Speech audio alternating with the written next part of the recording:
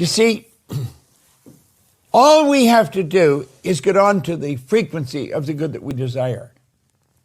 When we do this, it starts to flow to us. Now, a good part of today's lesson is going to be focused on money.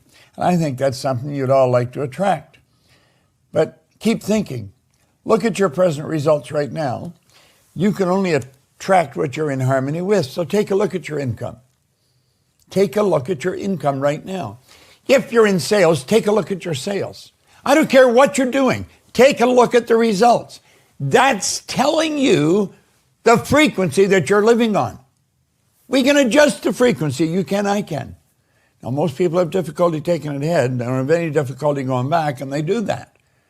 It's like he said, you can connect the dots looking backwards, but not forwards. Okay? So, energy attracts like energy. Now, what kind of a vibration are you in? What kind of a frequency are you operating on? Now, I really want you to play with this. Everything you want is also on its own frequency. You're on the same frequency.